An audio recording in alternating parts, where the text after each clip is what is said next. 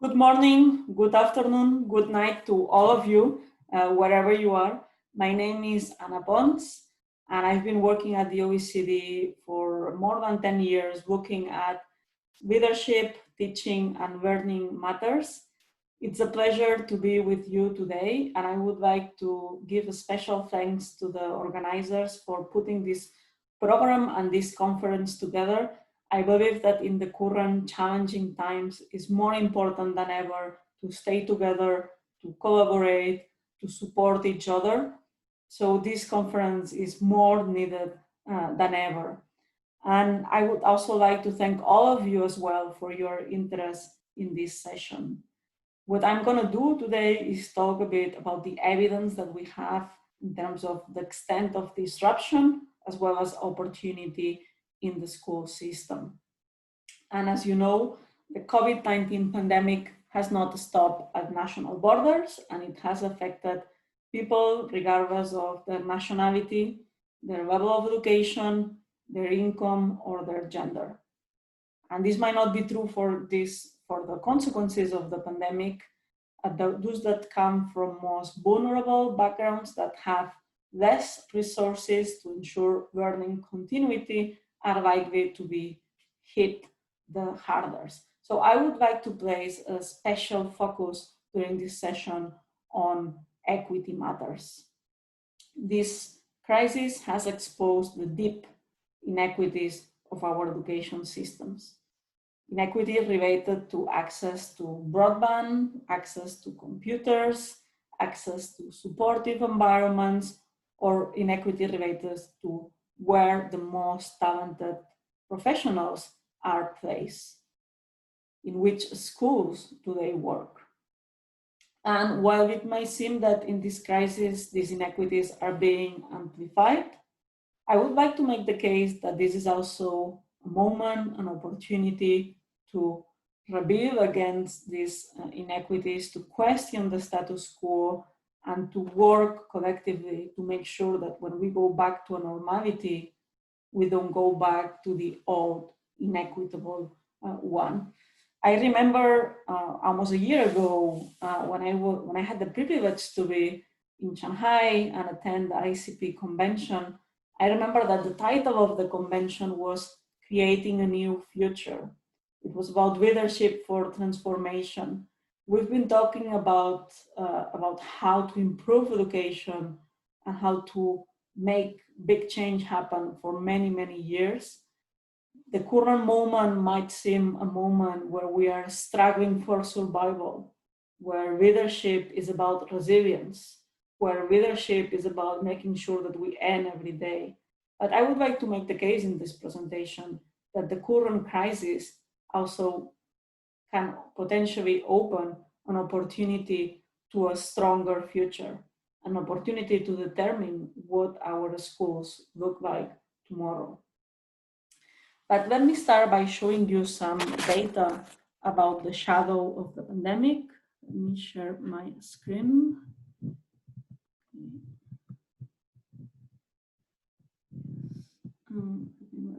Perfect. So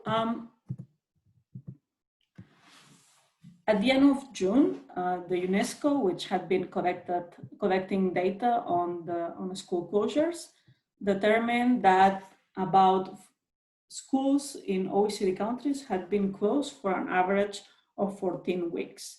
And what this means is that 1.7 billion children and youth, as well as the lives of their families, were disrupted for this period of time. At the moment, schools in many countries are reopening and are facing the new challenges related to the reopening. And I would like to show you some data so that we can discuss the extent to which we were prepared for these closures and we are prepared for the reopening. So in 2018, before the pandemic, we asked students in PISA, which is the program of international student assessment, carried out in more than 80 countries, which cloud all this chart, as you can see. We asked students whether they had access to a quiet place to study at home. And what they said, on average across OECD countries, only 1 in 10 students did not have access to a quiet place to study. Of course, it is not the same in developing countries like Malaysia, Taiwan, Philippines, or Indonesia, where it was up to 4 out of 10 students. Similarly, we also asked students in PISA whether they had internet at home. And again, the vast majority of students in OECD countries do have internet at home, but many of them do not in developing countries. When it comes on whether they have a device, whether they had a computer for schoolwork, we see that 1 in 5 across OECD countries did not have access to a computer to work on at home. And this proportion is much, much larger in developing countries. For example, if we look at Indonesia, it was just 30% of students that said that they had a computer to do schoolwork at home. In PISA 2018, we also asked school principals about their views. We asked them whether they felt that their teachers had the technical and pedagogical skills to integrate digital devices in instruction. And as you can see, from 1 to 5 out of 10 considered that teachers did not have such skills. We also asked principals on whether schools had an effective online learning platform available. And back then, in 2018, the majority of schools did not have an effective online learning platform. This percentage varies from 2/3 to just 1/3. And of course, there are some countries where most schools had such platform. For example, if we look at Singapore or China or Denmark, almost all the schools, more than 9 out of 10, had an online learning platform available. Overall, when we ask a school principal about shortage of ICTs in schools, half of them reported that there was a shortage that could hinder instruction. But again, these numbers are about 2018, and as we know, the situation has changed dramatically during these last months, during this year. And at the OECD, together with Harvard University, we conducted a rapid survey to try to identify what were the main changes, what were the main initiatives that were being put into place to support students, to support teachers in these challenging times. And what we observe is that there has been extraordinary actions, extraordinary initiatives from students, teachers, school leaders, and governments to overcome these challenges that were completely unexpected and for which, as the data that I've shown you shows, that we're not well prepared. And for example, we've seen initiatives to target training and to provide a special training to teachers on the use of e-learning platforms. We've also seen initiatives to improve access to the internet and connectivity. For example, in China, there was a cloud platform created, supported by 7,000 servers and 90 terabytes that allowed for the simultaneous connection of 50 million students. We've also seen lots of initiatives to create online learning platforms and also to supply free learning resources online. And here, for example, I would like to mention initiatives from Estonia, where the government partnered with the private sector to provide a platform to all the students, or initiatives like in France, where the distance learning program was extended to all the students so that they will all have access for free to the national curriculum. We have also seen initiatives to hand out devices to teachers and students that did not have a tablet, a laptop, or a computer at home. And we've also seen a lot of initiatives to consider alternative modes of delivery, such as radio or the TV, particularly for those students like young children that might not be able to operate by themselves and organize their learning by themselves through digital means. But despite all these extraordinary reactions and initiatives that we have all observed and that have definitely hardened our hearts, we have also observed that there is a considerable risk of disengagement and dropout, and the rate of students that are not in education and not in training programs is likely to increase in the coming years. And this is, of course, a big concern because in many countries, this rate is already very, very high. And of course, those that have lower levels of educational attainment are particularly at risk in this crisis of greater unemployment. We already know from official statistics that those that have the lower levels of education are those that are less likely to be employed. Well, the current crisis is likely to exacerbate these differences. And there's a couple of economists, Hanushek and Wesman, that have tried to quantify what is the economic impact of this crisis. Because when we hear the news, we always hear about the economic impact to our industry, to our service sector, to our economy in general.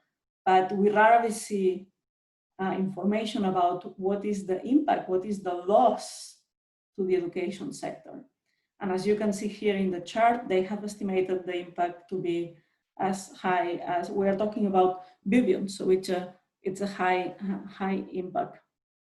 And of course, so far we've been talking about potential impact related to the joining the labor markets, about the economy, but when in the survey we asked whether they felt that students have been able to follow the curriculum, we found out that just half of the students were likely to have been able to follow the normal curriculum. So just half of the learning is likely to have occurred during this time of school closures. And we should not only look at the learning loss, but we should also pay attention to the significant psychological impact that social distancing and quarantine is likely to have imposed on young children, and that this is likely to have resulted in high stress, anxiety, and loneliness. And this is what young people from ages 18 to 19 to 29, are reporting, that they have far higher levels of distress compared to other age groups. So when faced with the crisis, what is that we can do? What is that school leaders can do?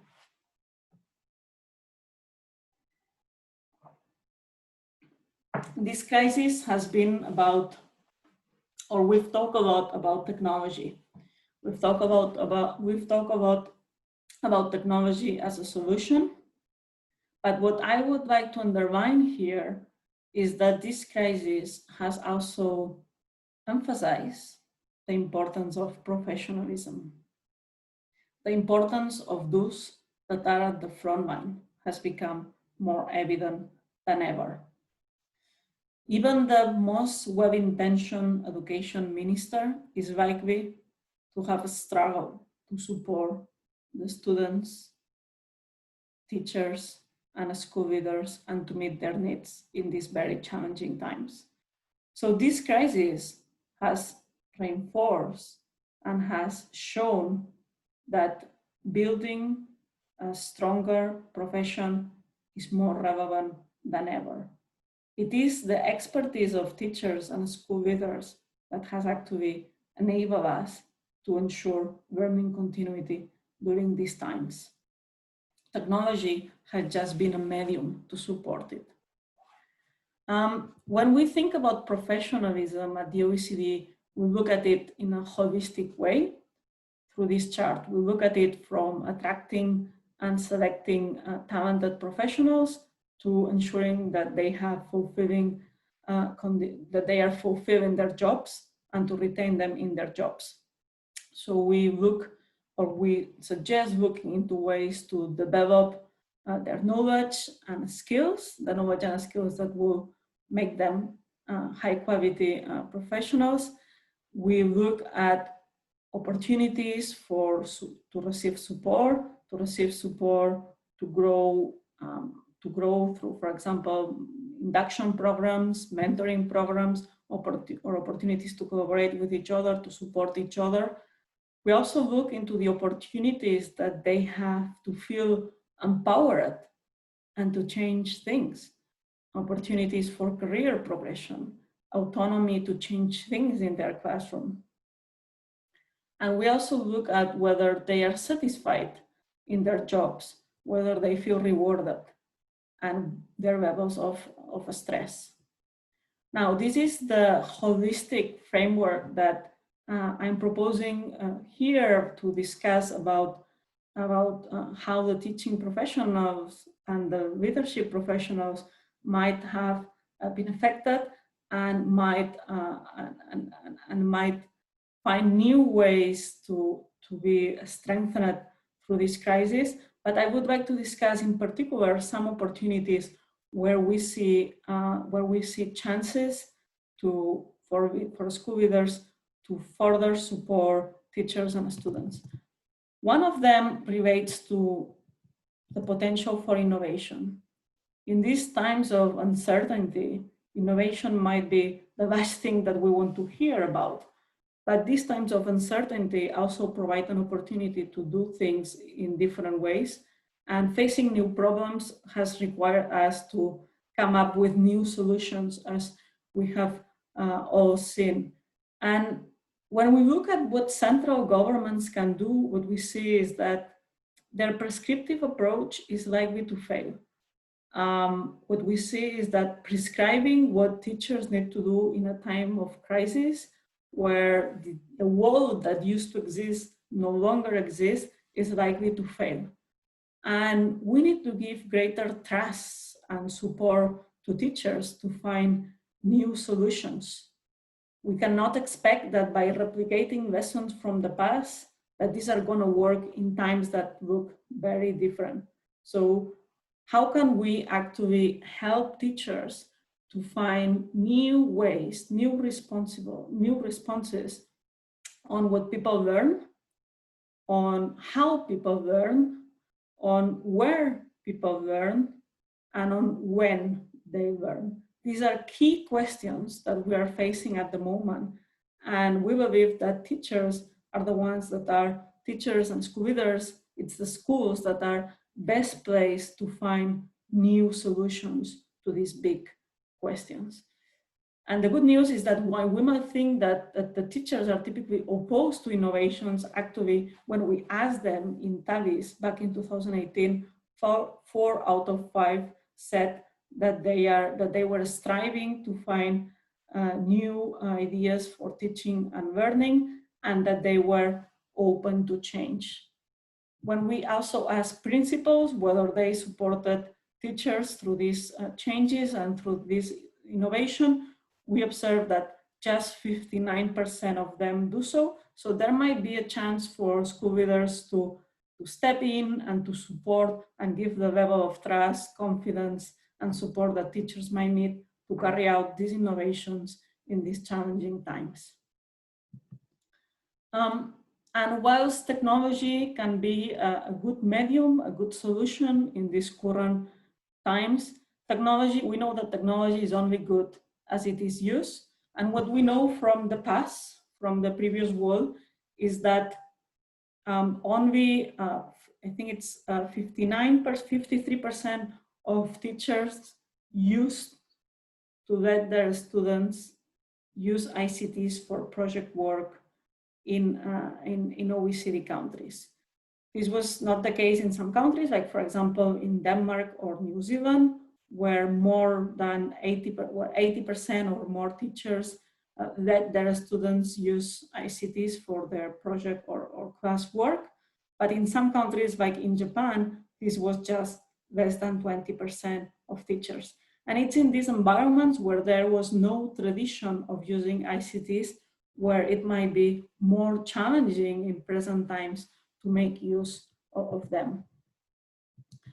We also know that it's the younger teachers, the ones that are likely to be better prepared to face these challenging situations, because in their formal preparation programs, most of them report that ICT for teaching was included in the curriculum.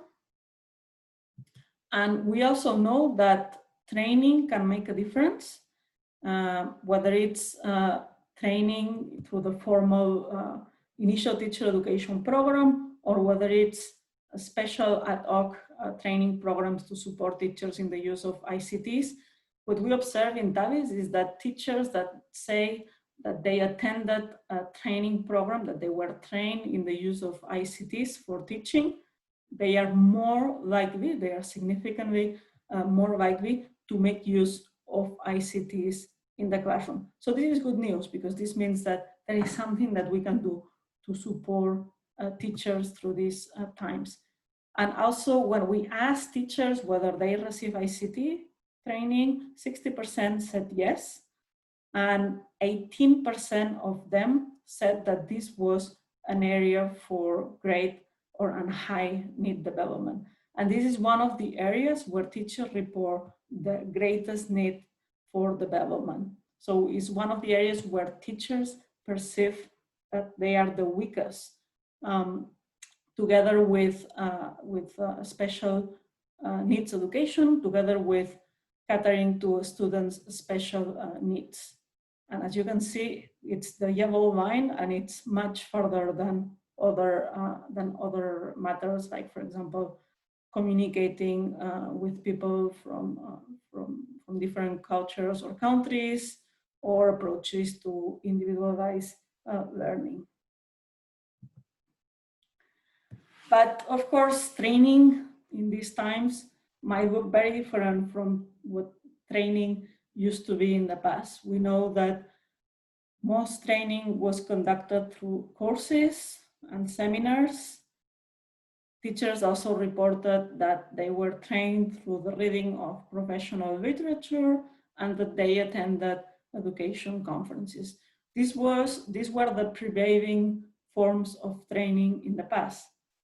And what we see is that the options that are available now, which are more related to digital training environments, like online courses or seminars, were not very much used. Only 36% of the teachers that were surveyed in TAVIS reported that they had attended a training program online.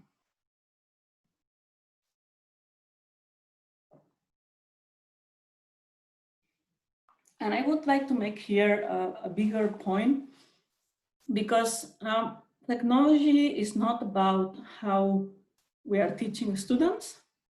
Technology can also be a great enabler for teachers. It can empower teachers to make the most of the digital world, for example, to foster greater collaboration with peers, to share resources, and to give and receive feedback. And while the figure was 36% on average across the OECD, we observe a considerable number of differences in countries like, for example, in Shanghai, China. This figure is much, much, much higher, and almost all teachers were already being trained online. We see that online training, it's the orange round ball here, and it varies a lot across the countries that took part of the TAVIS survey. And as I was saying, technology can help to accelerate and to amplify collaboration among teachers, and well beyond the boundaries of their schools. And I think that here we need to think in an ambitious way, and, for example, think about ways in which we are now behaving in other aspects of our lives, like, for example, in online markets, where people can share cars, can share even their apartments, with total strangers. And I was giving here the example of Shanghai, where I think it's almost 95% of teachers actually have benefit from online training, because Shanghai is already using the power of the online world to support the teaching profession. Many teachers use a digital platform where they can share their lesson plans. And the more teachers that download, that provide feedback, and to improve the lessons of others, the greater the reputation that a teacher can gain on that platform. At the end of the school year, the principal will not just ask the teacher how well they taught their students, but it will also ask the school principal will also ask the teacher, what did the teacher do to support the peers across the Shanghai school system? How much did the teacher engage into that platform? And these sort of online platforms for teachers to collaborate and to learn from each other open new opportunities, open a big opportunity to create a giant open source community where the best ideas can flourish and where teachers can share the best resources and benefit from the resources of others for the benefit of all. And of course, today, best value is created vertically by prescribing teachers what to do in the classroom, what to share with their students, how to prepare their lesson plans. Today, the greatest value in education and in other sectors is created horizontally by connecting and empowering them to share and to learn from each other. And I would like to share with you an initiative that we have developed at the OECD exactly to enable that, exactly to enable teachers to connect to each other from different parts of the world, to work with each other and to share inspiring new teaching ideas. We have created the Global Teaching Insights platform, which will be released publicly on 16th of November, where teachers will be able to watch how teachers from different places in the world teach through videos. They will be able to find examples of impactful, inspiring, and innovative teaching practices. And they will not just be able to consume, to watch, but they will be able to engage, to share their own insights with a global community of peers. And this is an opportunity to, for example, take classroom observation to a global scale. At the moment, classroom observation is most of the times limited to seeing peers in your own school, to seeing peers in nearby schools, but few teachers or school leaders have had the chance to actually see how teachers in other countries teach. And what we want to do at the OECD is bring this opportunity to every teacher and school leader, no matter what school they teach in or where their school is located. And for example, they will be able to see examples of teachers fostering multiple ways of reasoning or encouraging students to work with each other in the classroom and engage as well in commenting on this aspect, in sharing this aspect, in sharing their experiences, and in engaging in the sort of professional dialogue that can take the body of knowledge further. And this is particularly important in the current times when what we see is that we need new solutions. And instead of having teachers come up with new solutions everywhere in different ways, there is an opportunity to connect them and to help them see solutions that have taken place in other schools, in other settings, and learn from each other, adapt the solutions, add to the solutions, and create the level of enrichment and sharing that can help every professional. And what we want to do in this project is actually to do an open call to every school leader and to every teacher that might want to share the innovations, to share the new practices that have been put in place in their schools during these challenging COVID times, and that they think that can make a lasting impact into the school system. We are at the moment collecting examples of how teachers have managed through this new challenging context to create an emotional safe space and to help develop the skills of resilience that are most important than ever. How they are tackling learning gaps and differences in learning gaps in their student bodies, how they are building the classrooms for the future, how they are changing what the classroom looks like. So if you have any innovations that could be of interest, please do not hesitate to share them. I'm sure that there are other teachers and other school leaders in other parts of the world that will be very interested in learning about them. I would like to make a couple of further points about the current challenges and opportunities that this crisis is creating. One of the important pieces in the equity puzzle that we have been discussing for many years is how do we attract the most talented teachers to the most disadvantaged schools, where they must, or where their talent might be more needed. And what we observe is that most school systems are struggling still with this question.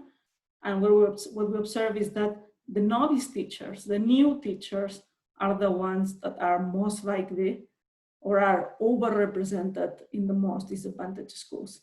What you see here in the chart is in red, the percentage of teachers that are in socioeconomically disadvantaged schools.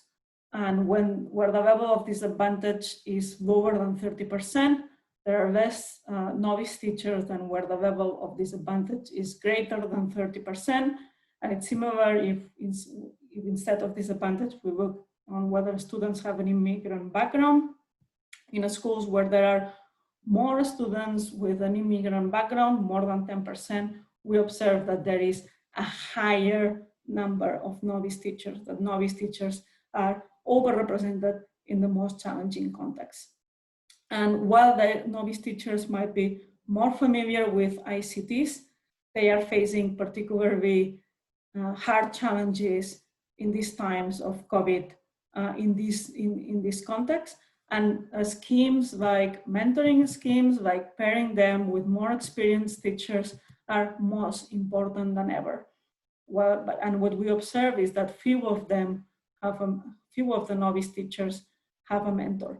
So there is an opportunity there to make sure that every new teacher feels supported in these very difficult times.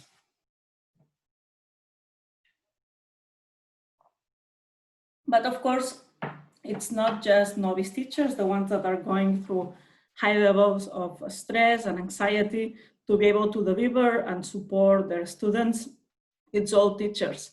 And this, for school leaders, calls for thinking on or rethinking on what is the greatest human aspects of the job, and how can we support teachers through these very, very tough times. And learning always happens through interaction in an environment, and well-being and self-efficacy of learners and teachers are paramount.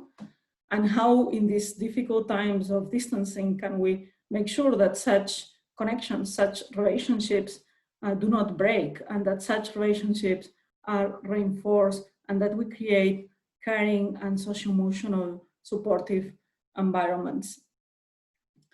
One of the issues that we observe in the TAVIS survey is that we ask teachers what were the type of activities, work tasks that stress them the most. And it's exactly what you see here in the chart. we look into 4 types of activities or tasks. We look into teaching tasks, so facing the students. We look into marking the student work, in the individual planning and preparation of lessons, and we also look on whether the general administrative work. What we observe is that by far the task that stresses the most teachers is administrative work. All the administrative requests, all the work that they have to do for administrative purpose generates much more stress than teaching, marking student works, or planning their lessons. So in these times of crisis where teachers are very well stressed, it's more important than ever to try to reduce the administrative workload that is allocated to them and that they have to do. And this might help increase their well-being or reduce the pressure that falls on them in these hard times. And what about the school principals? How are you dealing with high levels of stress, of uncertainty, and disconcert? What this crisis brings is perhaps most to the forefront is the need for effective leadership in education at every level of the system. We need to accept that these initial weeks of school reopenings are going to be a chaos, that there will be chaos at the macro level, at the institutional level, and at the individual level for schools and for their communities. But it's also during this great uncertainty that people are going to look to hang on something that they feel as secure, as trusted to restore order. And this is likely to be school leaders. School leaders, because school leaders are those that can immediately address the needs of learners and their families. School leaders are those that can also prepare the schools in ways where the wall of learning is going to go back to a normality. Support teachers in making the changes that are needed to embrace this new normality. And school leaders, what we have observed is that have been very quick to establish crisis teams, to provide daily social media updates to their communities. And they are also trying to own and support the professionals through this challenging time. It's these school leaders that have been engaged and stood up to the greatest challenges, despite the stress, despite the uncertainty, those that are likely to support their faculty and their communities the most. And it's difficult times where what we observe is that it's perhaps an opportunity for school leaders as well to stay connected. And I started this conversation, this conference, by telling you that I'm particularly grateful for the organizers for bringing us together today. And I believe that there is a greater scope for school leaders to collaborate. According to the data that we have collected, what we observe is that just 37% of the school principals who took part in the TAVIS survey reported that they engage in collaboration with other school principals on challenging tasks, and just 37%. And I believe that this time that requires us to do extraordinary tasks, to find out, to go out of our ways to be able to meet the needs of our communities, to meet the needs of our teachers, to meet the needs of our students. These extraordinary times also require more than ever support from each other, collaboration from each other. And I'm sure that once we're going to go back to school principals and ask them about their opportunities to collaborate through these challenging times in the TAVIS survey, I'm sure that this figure is going to be much larger. And I think that opportunities like the one that you have today to connect with your peers, to support each other, are extremely important through these times. And as much as these opportunities to connect and to collaborate can be a great way to find immediate responses to urgent problems, I think that it's also good to get together to think further ahead and to think about the future of education. This movement requires system leaders. It requires leaders that can look beyond the particular interests and habits that might have been created for over a long time, and that can look at what should education look like tomorrow. How can we effectively transform our systems? What are the directions that should be envisaged? Some colleagues at the OECD have just released a new report, which is about scenarios for the future of education. And I would like to share them with you here to give you some food for thought. These scenarios are not new. They were already there before the pandemic. They reflect previous trends. But this can push us to think through plausible outcomes in reschooling and deschooling. These trends that were already existing and that have been further exacerbated now with the pandemic are, of course, the digital technologies, the expansion of learning markets, more increasingly active parents, and the growing investment in the personalization of learning. And my colleagues say that the best way to think through these 4 scenarios is to imagine yourself that you meet with someone coming from Mars, someone that has nothing to do with planet Earth, that doesn't know our schools, that doesn't know our classrooms. And imagine that you are just to recommend this Martian what to do, how to imagine education. What is the type of education that they should be building in Mars? What is that you will recommend to this Martian? First question might be, should we depart the reflection from our current classrooms and our current schools, or should we imagine something completely different? It's really up to you, the answer, and I hope that this will help spur some thinking. One of the scenarios that they propose is how to extend schooling. The second one is how to outsource education, how to create learning hubs where resources can be shared, and how to make schooling as a learning continuity, as learning as you go. These are 4 scenarios to think about. And whilst we are now collapsing, finding immediate responses to urgent needs, it's also good to take a few moments to think about it and to try to take actions and align our actions to the future that we want to create. I would like to end by saying that the COVID-19 pandemic has forced schools across the world to change, to adapt, to experiment, to the extent that we had never seen before.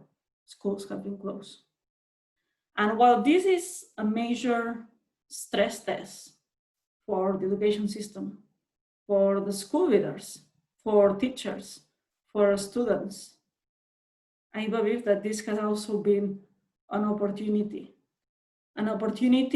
to rethink on what are the fundamentals of education, an opportunity to take the best of ourselves, to find solutions, and to acknowledge what we do not want to see from the old normality.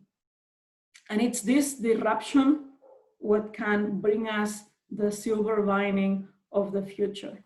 And overall, as I was saying before, this crisis has been about the digital world, has been about technology, has been about virtual. But I believe that what it has really been about is about professionals. It's about the people that were behind making this possible. And whilst we might be masked and we might be distanced through Zoom, through virtuality, this is really about professionalism. This is really about standing up to the challenge. And in the country where I live, in France, just 1 out of 4 teachers said in 2018, when we asked them about it, that they felt recognized and valued by society. I believe that if we were to ask them again today, I hope that a far larger number would respond that they are valued by society. In France, every night during confinement, people got out in their balconies and they applaud the health workers for being at the front line, for supporting us through this crisis. I didn't hear any applause for teachers and for school leaders that were equally making the greatest of the efforts to support their students and their communities through these times. And I would like to end this conference by applauding you, by really applauding you for all the work and professionalism that you have shown through these times. And apart from applauding you, I would like to share a few other resources for further reading about the COVID.